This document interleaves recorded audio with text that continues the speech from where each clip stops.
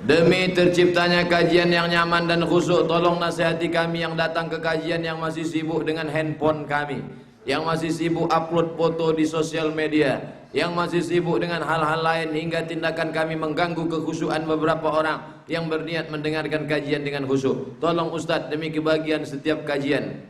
Ada ustadz-ustadz kita, kalau nampaknya orang main HP langsung, kamu yang saya termasuk yang tidak keras. Saya ini ustadz yang lembut.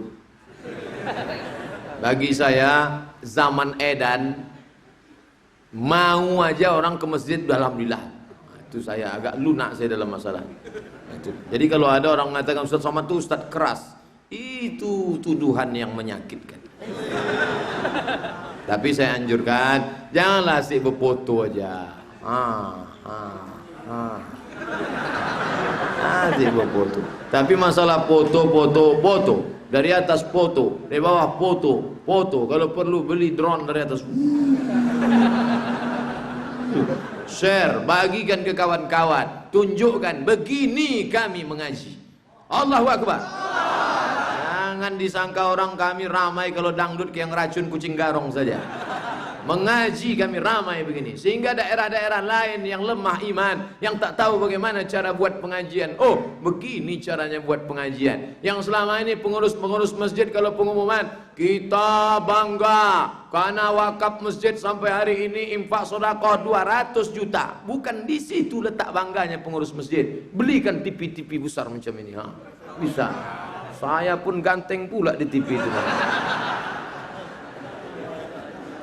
Ustaz, mengapa orang bunuh diri masuk neraka? Bukankah kematian telah ditentukan Allah? Nampaknya mau bunuh diri nih.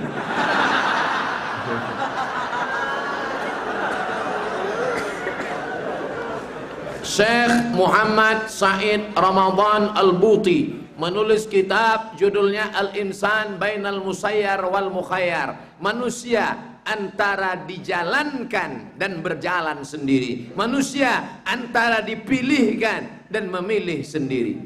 Dulu ketika lahir menjadi orang Melayu, apakah Ustadz Mahir At-Tuwailibi memilih atau dipilihkan? Bapak jadi orang Jawa, memilih atau dipilihkan? Dipilihkan. Maka kita tak boleh ejek orang, Batak, Cina, tak boleh. Karena dia tidak pernah memilih, dia dipilihkan. Tapi ada saatnya kita memilih. Malam ini mau datang ke pengajian, memilih atau dipilihkan? Memilih. Mau bunuh diri, ada pisau silet, memilih atau dipilihkan? Mulai ragu kan? Ketika Buya Hamka baca bukunya Tasawuf Modern, baca itu tulisan Buya Hamka di saat dia betul-betul down dalam penjara. Naik tapak sepatu ke atas mejanya. Hei Hamka, kau pengkhianat bangsa. Nampaknya pisau silet di dinding penjara. Apa kata setan? Hamka, ambil pisau silet itu, potong urat nadimu. Tak ada gunanya kau hidup. Kau di Maninjau Sumatera Barat diangkat sebagai datuk nenek mama orang Minangkabau. Dan sekarang engkau bergelar doktor dari Al-Azhar honoris causa. Sekarang kau dituduh sebagai pengkhianat, mau menjual negara ke Malaysia. Bunuh saja dirimu. Tapi dia lawan dengan iman. Ada saatnya kita memilih. Kenapa dia masuk neraka? Karena dia memilih ikut ajakan setan. Maka kita selalu membaca ayat-ayat, ayat kursi, doa-doa, supaya jangan sampai setan berbisik, bunuh diri kau, bunuh diri, bunuh. Di kantor ditekan atasan, di jalan ditangkap polisi, di rumah ditekan bini, stres, menengok baygon macam Coca-Cola, akhirnya bunuh diri, neraka jahanam. Makanya kau mesti banyak-banyak solat. Wasta'inu bis sabri wassalah. Sekarang saya mau minum dari botol pakai tangan kiri atau dari teban kanan dengan gelas, memilih atau dipilihkan? Memilih. Allah kasih saya kuasa, sama, basar, kalam, kudrat, iradat. Gunakan sama, gunakan basar, gunakan kalam, gunakan kudrat, gunakan iradat. Pakai tangan kanan, ucapkan bismillah, minum, bismillahirrahmanirrahim. Alhamdulillah. Saya mau nanya Ustadz, saya melarang dan mencaci maki orang untuk melakukan hal yang dilarang Allah, tapi saya sebenarnya masih belum bisa meninggalkan sesuatu yang saya larang itu. Gimana tuh Pak Ustadz? Kabura maqtan indallah, murka yang paling besar di sisi Allah. Antaqulu ma la taf'alun, kau bicara tapi kau tidak lakukan. Ini umum, dia tak sebutkan apa larangan yang kau orang suruh larang tapi kau lakukan itu apa? Pacaran. Kau jangan pacaran, nikahlah. Ini yang banyak ini ngaji ini kan anak-anak muda nih, aktivis kampus. Jangan pacaran, jangan pacaran. Pacaran dia 5. Berhentilah pacaran. Ustadz Felix Yao kan udah keluarkan buku, udah putusin aja. Bagaimana hukumnya apabila sholat sunat rawatib saat tahiyat akhir hanya membaca tahiyat sampai dengan solawat kepada Nabi, namun tidak membaca solawat kepada Nabi Ibrahim? Sah. Allahumma salli ala Sayyidina Muhammad wa ala ali Muhammad. Yang pakai Sayyidina, yang nggak pakai Sayyidina, Allahumma salli ala, nggak pakai Sayyidina Muhammad wa ala ali Muhammad. Cukup. Kalau ibarat makan, ini makan nasi pakai kecap aja lah. Tapi tadi kita makan, Masya Allah, ada tempenya, ada tahunya, ada sambalnya, ada asamnya, ada ini, ada dessertnya, ada.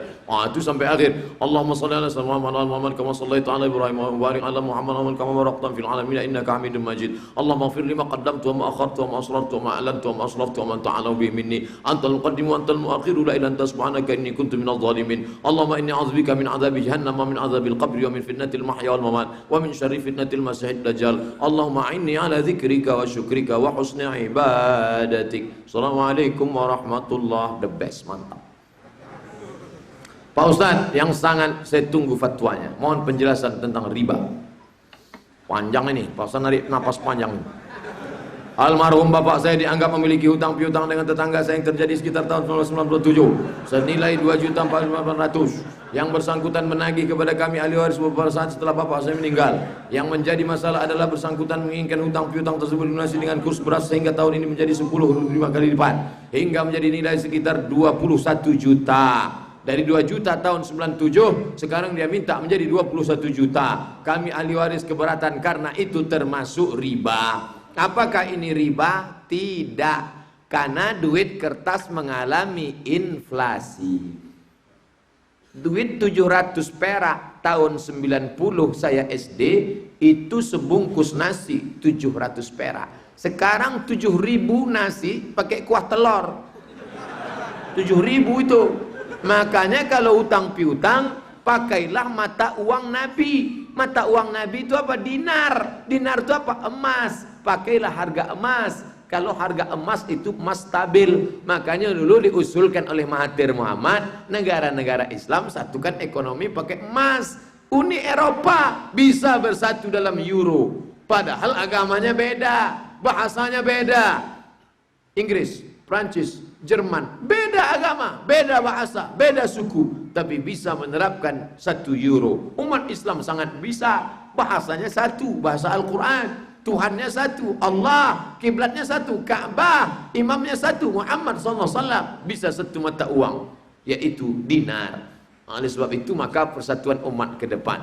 Maka tidak riba. Yang riba itu adalah perjanjian. Kau pinjam 1 juta, bayar 1.200.000. Maka kalau kau tidak mau rugi kena inflasi, kau bayar dengan mata harga emas. Di tahun kau membayarnya nanti. Sekarang 1 gram emas 500.000. Jadi siapa yang minjam duit 500.000 sekarang, dibayarnya 10 tahun lagi, tak bisa 500.000. Tapi pakailah berapa harga emas tahun itu. Oh, ini riba nih bertambah. Bukan bertambah mas, tapi nilainya. Oh, kalau gitu riba juga tidak bertambah Pak Ustadz. Riba bertambah. Kenapa? Dia tidak pakai nilai mata uang tetapnya, tapi dia pakai bunganya. Nah, ini dia. Karena yang bersangkutan tetap ngeyel, tak mau terima pelunasan, maka kami berencana akan menyerahkan kepada ahli waris ketika dia telah mati. Tapi jika ahli waris tidak mau juga, kami berencana menyedekahkan uang tersebut atas nama yang bersangkutan. Enggak, kalian pakai harga emas tahun 1997, lunasi sekarang. 2 juta 4.800. Tahun 97 berapa harga emas waktu itu? Bayarkan dengan harga emas itu sekarang tahun 2017. Berapa Pak Ustaz harga emas? Mana saya tahu? Carilah tukang emas. Saya pernah buat surat wasiat untuk istri dan anak yang isinya seluruh harta peninggalan saya hanya untuk mereka. Apakah hukum pembagian warisan nanti tetap ada? Karena seluruhnya telah wasiatkan istri dan anak saya. Wasiat batil, wasiat tak betul. Maka wasiat la wasiyata liwaris. Tidak boleh ada wasiat untuk ahli waris. Kenapa? Karena ahli waris sudah ada jatahnya masing-masing. Istri berapa jatahnya? Walakum nisfu ma taraka azwajukum illam yakul lahunna walad. Suami dapat setengah harta istri kalau tak ada anak. Fa in kana lahunna waladun, kalau ada anak falakumur rubu'u, dapat seperempat. Ibu dapat seperempat. Nih suami meninggal, ibu dapat seperempat. Kalau ada anak, ibu dapat 1/8. Anak laki-laki 2 kali bagian anak perempuan, sisanya ahli waris yang lain. Ini kalau diterapkan wasiat, emaknya tak dapat, ayahnya tak dapat, istri, anak, ibu, ayah tak dapat, maka dia sudah menzalimi orang, maka tidak bisa diterapkan. Kalau ahli waris yang lain izin, maka wasiat bisa berlaku, tapi tidak boleh lebih dari 1/3 harta. 1/3, lebih dari 1/3, maka sisanya harus dibalikkan kepada ahli waris yang ada. Saya baca dalam buku ada orang kasyaf mampu melihat ibunya disiksa di neraka. Channel apa yang dia tengok? Saya bisa menengok ibu karena tidak ada tirai. Kalau ada tirai maka tertutup. Ketika tirai dibuka, bahasa Arabnya kasyaf. Tirai terbuka. Dalam ilmu tasawuf, orang sangat zikir dalam, maka tersingkaplah hijab tirai, maka dibukakan Allah. Tapi ingat, ada auliaur rahman, ada auliaus syaitan. Ada wali Allah, ada wali setan. Datanglah ibu-ibu bawa tasbih kayu menjumpai saya. Ustaz Somad, tadi saya ikut pengajian Ustaz, cuman mau tanya depan orang banyak enggak enak. Saya mau 4 mata sama Ustaz. Kata saya 3 mata pun bisa. Apa namanya?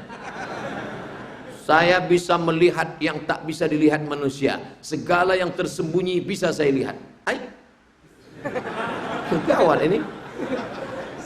Semua tamu yang mau datang bisa aku tengok. Ada mobil di balik bukit saya tahu. Apa yang ada di balik dinding bisa saya lihat. Ibu jujur ya? Ya. Jujur ya. Setelah bisa nengok-nengok, lihat-lihat, makin ingat Allah apa makin lalai? Saya makin lalai Pak Ustaz. Ini setan punya kerja. Cara ngilangkannya gimana? Ruqyah. Ruqyah. Setan sudah masuk kepalanya, dibukakan setan hijab-hijab itu, nampak setan iblis. Idza ra'aitar rajul, kalau kau lihat ada orang yatiru fil hawa, bisa terbang di atas awan. Itu awan. Terbang di atas awan. Yamshi 'alal ma, berjalan di atas air. La taghtar, jangan kau tertipu, karena setan pun bisa melakukan itu. Tapi pandanglah pada istiqomahnya mengikut syariat Muhammad sallallahu alaihi wasallam. Al-haqiqatu bila syari'atin batilah. Yang mengaku-ngaku hakikat tanpa syariat maka batil. Karena Muhammad sallallahu alaihi wasallam tak pernah meninggalkan syariat. Pertanyaannya, apakah ini Namrus, Fir'aun, Abu Jahal, Abu Lahab laknatullah alaihim sudah disiksa dalam neraka atau alam barzah atau alam kubur? Orang kafir tetap disiksa di alam kubur. Mana dalilnya? Datang seorang perempuan tua ajuz mengaku kepada Aisyah, mengatakan orang Yahudi disiksa. Aisyah melapor kepada Nabi Muhammad SAW. Kata Nabi, sadaqat, orang Yahudi itu benar, karena mereka pun disiksa juga. Maka mereka disiksa. An-naru yu'raduna 'alaihim ghuduwwan wa 'ashiyya. Pagi petang, pagi petang, pagi petang siksa. Sampai kapan? Sampai hari kiamat. Orang yang sudah disiksa di alam barzah, apakah di akhirat disiksa lagi? Ya. Kenapa dia disiksa? Azab Allah. Lalu untuk apa disiksa? Kalau ditambah, itu baru DP-nya. Saya mau bertanya, bagaimana cara menasehati orang tua yang masih suka meninggalkan sholat dan berjudi? www.somatmorocco.com. Dah, itu bentuk tulisan, print, kasih ke dia. Play Store 99 tanya jawab solat. Buka pertanyaan yang ke-77. Apakah dosa orang yang tak solat kafir? Nah, baca, tunjukkan. Ya, baca ini. Dah, apalagi usaha? Buka www.youtube.com. Tulis itu somat solat, enter. Ya, ada video mantap nih. Siapa yang meninggalkan sholat, kafirlah dia, campakkan ke sungai. Tunjukkan semua. Jangan antum menceramahi bapak antum, tak bisa. Jangan antum anak-anak muda yang sudah hijrah pulang ke rumah panggil ayah, ayah sini, mama sini. Assalamualaikum warahmatullah. Tak bisa. Kita ini anak-anak, mereka tak pernah melihat kita besar. Orang tua selalu melihat anak-anak itu adalah anak kecil yang belajar berjalan di depan matanya. Semoga Ustaz dan keluarga Allah berikan kesehatan, amin. Senantiasa menjaga keluarga yang Ustaz tinggalkan berdakwah. Semoga rezeki yang Ustaz dapatkan Allah berikan penuh, halal, barakah. Ustaz, kali ini saya ingin bertanya apa pandang Ustaz kepada Habibana Rizik Sihab yang sedang hijrah di negeri Arab. Saya ingin minta tolong kepada Ustaz, sampaikan ke jamaah bahwasanya beliau hijrah bukan karena sembunyi atau takut, tapi karena beliau ingin menyelamatkan negeri ini sesuai perintah ilahi atau disebut dengan sirri. Jazakumullah khairan katsira. Semoga Allah tetap meridai jalan dakwahnya. Beliau punya pengikut yang militan dan luar biasa. Saya aja yang level-level ya kelas-kelas bulu lah. Jamaah begitu ramai. Tak bisa bayangkan seandainya Habib Rizik itu sempat di penjara, mungkin mengamuk seluruh, tak bisa dibayangkan. Maka ada yang perlu beliau merasa perlu diselamatkan. Jadi dia bukan lari. Kalau ada orang mengatakan dia lari, itu orang tak mengerti, tak paham dia, tak ngaji dia. Apakah bumi ini bentuknya bulat atau datar? Sebab saya pernah dengar dari narasumber ketika seminar bahwa bumi ini datar bentuknya, Pak Ustadz, mohon penjelasannya. Ustadz Adi Hidayat kalau ditanya begini apa jawabnya? Jangan tanya pertanyaan yang kira-kira tidak menambah iman, katanya. Kalau saya tetap saya jawab. Saya kan Ustadz yang lembut. Menurut ijma' ulama dalam fatwa Saudi Arabia bahwa ulama ijma' Quran, hadis, ijma' konsensus sepakat bahwa bumi itu bulan. Yukawwiru lail. Kawwara yukawwiru artinya menggulung kain di kepala. Itu makna yukawwir. Menggulung kain sorban di atas kepala. Maka itu mereka dalil bahwa bumi itu bulan. Bahwa nanti ternyata bumi datar tidak merusak Al-Quran, karena salah satu penafsirannya, bukan satu-satunya tafsir. Bumi mau petak, mau datar, mau kerucut, tak berpengaruh kepada iman kita. Pak Ustaz, kenapa di lafaz kalimat syahadat memakai fi'il mudhari ashhadu, bukannya menggunakan fi'il madi syahidtu? Ashhadu maknanya adalah present continuous, sekarang dan terus untuk selamanya. Adapun madhi past tense, sudah berlalu. Sedangkan kita sekarang dan akan datang. Aku tetap bersaksi, asyhadu an la ilaha illallah. Ini suara azan tingkat SD dulu. Pak Ustadz, hitungan amal orang kaya dan miskin, semiskin amal 100.000 bisa tapi cukup sulit, tapi si kaya 1 juta itu mudah. Terus apa masalahnya? Maksudnya sama apa tak sama? Apakah sama seekor gajah yang membawa 1 batang besar dengan seekor semut yang membawa 1 butir gula? Tak sama. Al-jaza ala qadril amal. Balasan sesuai dengan kadar amal dan keikhlasannya. Antum yang kaya-kaya buat minimarket, buat tempat belanja makan Islam, buat tempat orang Islam selamat dari makan subuhan. Tapi yang tak kaya, yang kaya bangun masjid, yang tak kaya kasih 1 sak semen, 1 kotak keramik. Kalau tidak bisa, sedekah. Alladzina yunfiquna amwalahum, infak harta, infak keramik, infak semen, infak kosen, infak atap. Tapi bagi yang tidak sanggup berinfak, sedekah. Likulli sulama, setiap tulang-tulang sendi ada sedekah. Kalau kau sanggup punya harta, kasih semen. Kalau tak sanggup kasih semen, ikut gotong royong sampai tangan lecet ngecor semen. Kalau kau tidak kaya, adil Islam.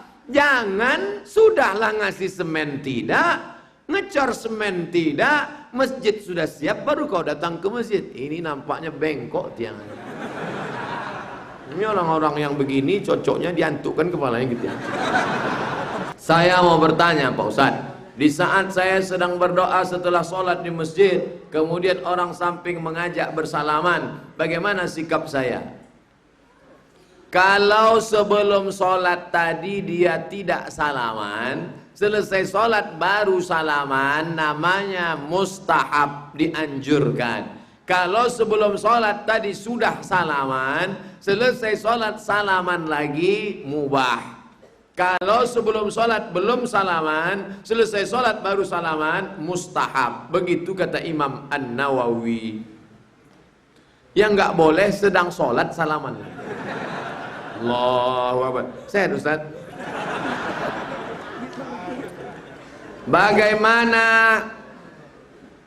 Bagaimana perhitungan amal untuk masuk surga? Bisakah manusia seperti kita ini langsung masuk surga tanpa masuk neraka dulu? Dia mau nanya, ini penerbangannya direct atau pakai transit? Kita berdoa selalu, Rabbana atina fid dunya hasanah wa fil akhirati hasanah wa qina adzabannar. Selamatkan dari neraka. Kita memohon semua yang di majelis ini masuk surga tanpa masuk neraka. Karena tiap hari kita berkata Allahumma ajirna minan nar, Allahumma ajirna minan nar, Allahumma ajirna minan nar. Jangan syirik, jangan dustakan agama Allah, jangan makan hak manusia, jangan makan harta orang dengan cara batil. Pokoknya ikuti sunnah Rasulullah SAW, mati taubat nasuha, mati husnul khatimah, umat Muhammad SAW masuk surga insyaallah. Saya mau tanya, bagaimana jika saya punya perasaan kepada seseorang wanita dan saya langsung jumpa orang itu, tapi saya masih SMA kelas 3. Antum tak usah pikir kawin dulu. Antum habis SMA itu kuliah dulu. Setelah kuliah nanti habis S1 datang ke Ustadz Mahir At-Tuwailibi. Insya Allah dikasihnya itu nanti. Kalau dia sudah tak ada stok lagi baru ke saya. Kalau antum sudah sukses perusahaan, apakah jadi karyawan atau PNS, entrepreneur, insya Allah perempuan itu yang akan ngejar-ngejar antum. Apa tak antum tengok komen-komen di YouTube tentang saya? Banyak yang mau jadi istri kedua. Padahal saya tak ganteng. Bagaimana caranya menegur teman dekat kita agar tidak pacaran dan berzina? La yakhluwanna rajulun ma'amra'atin illa ma'azi mahramin. Jangan kalian berdua-duaan, jangan kalian pacar-pacaran. Ustadz berceramah, yang anak muda kan kreatif. Buatlah baju kaos sablon, say no to bonceng. Udah putusin aja. Buanglah mantan pada tempatnya. Banyak cara buat komunitas jombloan, jomblowati, jomblo syariah. Saya punya seorang teman, dia wanita, tapi lambat laun teman saya jatuh cinta kepada saya. Lambat laun saya pula jatuh juga pada dia. Tapi saya belum cukup umur dan belum mapan mempunyai penghasilan untuk menikah. Banyak-banyak puasa sunat. Memangnya kalau puasa sunat nafsu saya hilang? Nafsu ada, tenaga tak ada. Bawaannya mau mati ya. Bang, jadi kita sore ini karaoke bang. Tak usah kau ajak karaoke, aku mau kolak aja bawaan saya. Dah, fa innahu lahu wija. Faman lam yastati, tak sanggup menikah, fa alaihi bisawm. Hendaklah banyak puasa sunat. Olahraga memanah, sibahah berenang, rimanah bermanah, rukubul khail berkuda. Geluti 3 olahraga ini. Anak muda harus, kalau tidak kalian hawa nafsu menggebu-gebu luar biasa. Ustaz, bagaimana bila seorang sudah melakukan sholat jamaah 5 waktu tanpa putus 40 hari, membaca surat Al-Ikhlas sebanyak 70.000 kali, apakah dia sudah pasti masuk surga meskipun dia suka bertaubat dosa seperti mencuri, maksiat, berjudi sebagainya. Karena yang saya tahu di kitab Ihya Ulumuddin karya Imam Al-Ghazali mengatakan seperti itu. La yudkhilal jannata ahadakum amaluhu. Kalian masuk surga bukan karena amalmu. Kau masuk surga hanya karena dengan 70.000 zikir kul wallah, hanya dengan 40 kali salat. Sedangkan 63 tahun amalmu itu pun di akhirat cuma 1,5 jam. 63 tahun kau hidup, tak makan, tak minum, salat aja, di akhirat cuma 1,5 jam. Masuk surga 1,5 jam. Nonton India aja 3 jam. Maka kau masuk surga karena rahmat Allah. Ini motivasi dari Imam Al-Ghazali supaya banyak-banyak beramal. Pahami ini namanya at-targhib wa tarhib. Man shalla subha fi jama'atin, siapa yang salat subuh berjamaah, thumma qa'ada yazkurullah, duduk berzikir mengingat Allah hatta tatlu'asy syams, sampai terbit matahari, thumma yusalli rak'ataini, salat sunat isyraq 2 rakaat, kanat lahu ka ajri hajjatin wa umrah, dapat pahala macam haji dan umrah. Seperti itu motivasi supaya jangan keluar masjid habis salat subuh. Apa hukum kredit emas? Sementara MUI memperbolehkan kredit emas diumumkan oleh ketua MUI, namun kami dengar dari beberapa ulama Ahlus Sunnah bahwa kredit emas itu haram. Zahab bi zahab, fiddah bi fiddah.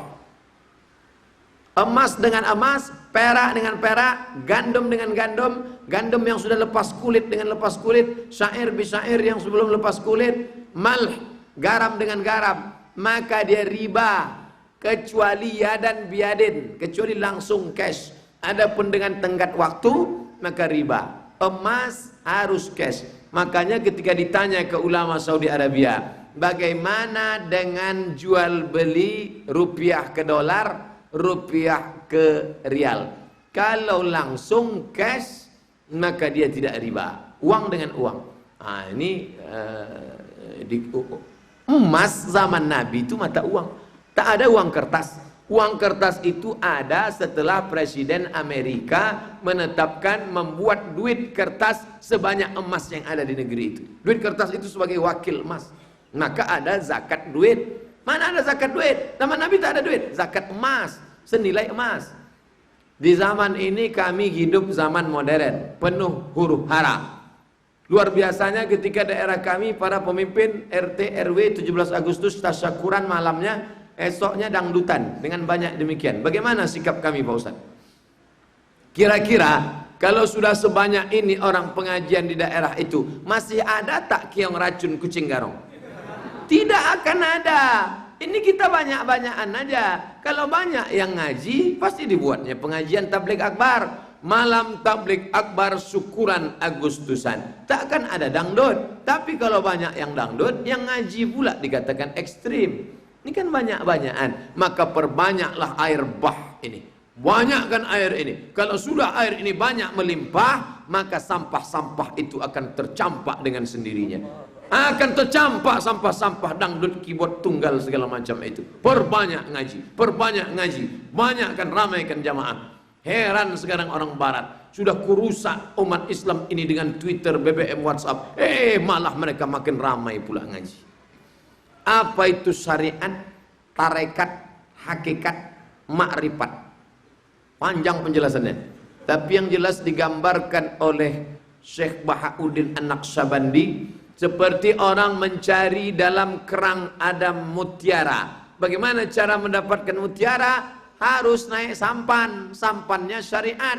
Sampan harus ada dalam laut. Lautnya hakikat. Tapi harus berenang ke bawah. Berenangnya tarekat. Harus mau mencari mutiara. Mutiaranya ma'rifat. Ini simbol gambar kita bersyariat, tahu hakikat ibadah, tapi juga ada metode caranya, barulah mendapat ma'rifatullah, pengenalan Allah yang sempurna. Salat, zakat, puasa, haji, tapi jangan terjebak pada gerak, tegak, rukuk, sujud. Apa hakikat salat itu? Merendahkan diri, mengagungkan Allah, sama rata antara manusia, zikir tak putus mengingat Allah, takut bergerak 3 kali karena batal. Begitulah takutnya kita makan haram.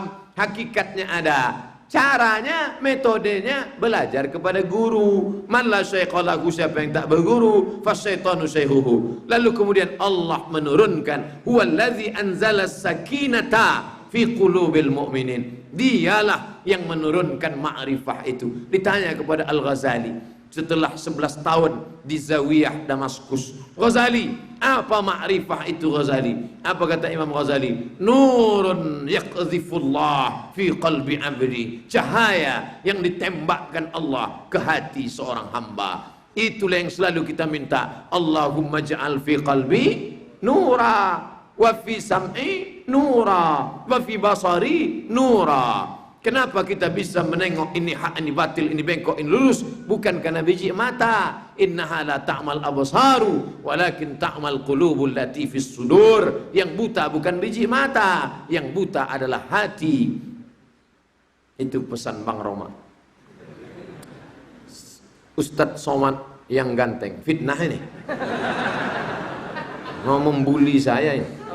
Boleh tak kita mendoakan hancurkan musuh Allah seperti Lia Eden? Allahumma hdi qaumi fa innahum la ya'lamun. Berikanlah hidayah kepada Lia Eden karena dia tak tahu. Kalau dia tak tahu, ini orang tak mau tahu. Sudah bolak-balik dikasih tahu. Ini kalau hidup zaman Abu Bakar, Umar, habis kepala Lia Eden. At-tariqu lid-din al-mufariqu lil jamaah, halal darahnya. La yahillu damu imri'in muslim illa bi ihda salas. Tak halal darah orang kecuali dengan 3. An-nafsu bin nafsi, pembunuh pancung kepalanya. Ats-tsaibu zani, sudah menikah, berzina, tanam badannya sekerat badan, lempar batu sampai mati. At-tariqu lid-dini al-mufariqu lil jamaah. Ini murtad ini. Murtad. Maka halal darahnya. Tapi karena kita tidak tinggal memakai hukum syariat Islam, maka dia dilindungi oleh HAM, human right, hak asasi manusia. Mengapa sampai hari ini Lia Eden masih tetap aktif dalam menyebarkan pahamnya? Islam ini ada akhlak, tapi juga ada hukum. Hukum bisa ditegakkan kalau ada perangkat hukum. Seandainya dulu ada itu kata yang tak dibuang, bisa dia dipancung, bisa dia dibunuh. Kata yang mana? Ketuhanan dengan menjalankan syariat Islam bagi pemeluknya. Payung itu tak ada lagi, maka tak bisa diterapkan. Tapi kalau di Aceh dia, udah putus sudah. Apa penderita kusta lepra boleh menikah? Harus sembuh total dulu, termasuk uyub musyawwahah. Kalau bapak ibu menikah, lalu ternyata orang tadi sakit. Ada beberapa sakit yang bisa membolehkan bapak menggugat ke pengadilan. Di antaranya, maaf, yang bebelang apa namanya? Supa, bebelang. Yang kedua kusta. Yang ketiga impotensi. Tapi dikasih berobat sampai setahun. Kalau setahun senapan tak juga meletup, ganti yang lain. Yang kemudian kalau tersumbat daging atau tersumbat tulang atau ini termasuk uyub musyawwahah yang dia boleh menggugat ke pengadilan. Kalau apa boleh si penderita kusta menikah dengan orang sang sehat atau harus sesama penderita? Tentu orang sehat takut dia kena penyakit. Lalu kemudian ada pula di situ orang yang sudah kena, kita sependeritaan, kita berbagi suka dan duka, menikahlah dia kata dia. Mau. Tapi kalau antum mau sama dia, tak apa-apa, cinta. Cinta itu kan al-hubbu yu'mi wa yusim. Cinta membuat orang buta. Dikasih tahu orang dia kena kusta, aku tak melihat kustanya, yang kulihat ketulusan hatinya. So sweet. Sebelum menikah ada si penderita kusta ini harus bilang jika dia menderita kusta kepada calon pasangannya dan orang tuanya atau tidak. Tentu jangan ada dusta di antara kita. Sedangkan status mesti tahu ini budak atau tidak. Dari mana kita bisa tahu dia budak hamba saya atau tidak? Tapak tangan tunjukkan. Kalau kasar berarti budak, kalau halus berarti orang merdeka. Wajah nampakkan. Apa guna menengok wajah? Boleh jadi dari jauh imut-imut. Nah, dekat tahu sendirilah. Maka jangan ada bohong. Tengok tapak tangan, ini kasih tahu dia. Ini starata bikran. Buka fikih sunnah Said Sabiq. Dikutip oleh Syekh Said Sabiq pendapat Ibnu Taimiyah. Imam Ibnu Taimiyah dalam Majmu' Fatawa. Ini starata bikran. Kalau seorang laki-laki mensyaratkan istrinya mesti perawan, fabanat saiban. Ternyata setelah menikah ketahuan tidak perawan, falahul fashu, maka dia punya hak fasah. Aku fasah. Kenapa? Karena ternyata kau tak perawan. Tapi malam itu juga, jangan udah 5 tahun. Udah 5 anak baru dia kasih. Aku fasahlah Adinda. Saya udah cukup untuk menikah, akan tapi saya milih tanggung jawab menafkahi ibu, adik, kakak, kakek, nenek. Karena saya tulang punggung. Apa yang harus saya lakukan? Datang seorang laki-laki menikah dengan janda. Lalu Nabi bertanya, kau nikah janda sama apa gadis? Janda. Alah bikran, kenapa tak kau cari yang gadis? Tula'ibuha wa tula'ibuka. Kau bisa bercanda dengan dia. Ya Rasulullah, adikku banyak. Kalau ku cari anak gadis, berkelahi dia nanti sama adikku. Tapi kalau ku cari janda, dia bisa jadi ibu, dia juga bisa jadi kakak. Tengok bijaksananya dia. Kalau kau cari gadis tentu, kau gini, ini kan ada tanggungan. Kau jadi tulang punggung keluarga, kau carilah perempuan yang siap menerima engkau. Adinda, mau tak kau nikah dengan abang? Tapi abang sepaket. Paketnya agak besar nih, 4 giga. Abang, mak abang, abang, adik abang, kakek abang. Ramai kali pun bang, carilah yang lain gitu. Carilah yang sesuai. Heran Ustadz Mahir Tolibi, kok tak habis-habis gitu. Saya bingung Pak Ustadz, harus bagaimana dengan keluarga rumah tangga saya. Sebelum saya pisah dengan istri saya menjalankan sholat istikharah. Namun di mimpi itu ada 2 orang wanita. Yang pertama istri saya, dan yang kedua wanita lain. Namun wanita lain itu mirip sekali dengan tetangga saya. Akan tetapi wanita tersebut sudah memiliki suami. Pada saat ini saya sedang dekat lagi dengan mantan istri saya. Jadi maksud dari mimpi saya itu bagaimana kalau menurut Ustadz, kenapa kok ada 2 wanita yang hadir di mimpi saya? Padahal saya menjalankan sholat istikharah sudah 3 kali. Begitu juga dalam mimpi. Mimpi bukan jawaban istikharah. Mimpi bukan jawaban istikharah. Bisa jadi dia adalah bisikan dalam hati. Mimpi ada 3. Pertama, mimpi ilham dari malaikat, kiriman dari Allah. Yang kedua adalah mimpi bisikan syaitan. Yang ketiga, ini yang bahaya, atasu ahlam, proses siang yang tak selesai terbawa di waktu malam. Saya curiga yang punya antum ini yang ketiga ini. Bisa pula bini kawan masuk dalam mimpi. Adi antum harus bersih-bersih lagi. Ini kertas yang terakhir karena keterbatasan waktu kita. Pak Ustadz, bolehkah kita beramal tapi berharap dikembalikan Allah berlipat-lipat? Ada Ustadz berceramah, siapa yang beribadah berharap pahala, maka rusaklah tauhidnya. Kita mesti berharap hanya Allah semata. Ini dia tidak sesuai dengan Al-Quran. Wasari'u ila maghfiratim min rabbikum, bersegeralah engkau kepada ampunan Allah. Wa jannatin, minta surga. Allah nyuruh kita minta surga. Kenapa tak boleh minta surga? Dalam hadis, idza sa'altumullaha fas'aluhul firdaus. Kalau kau minta sama Allah, mintalah firdaus. Ya Allah, masukkan kami dalam surga firdaus. Amin.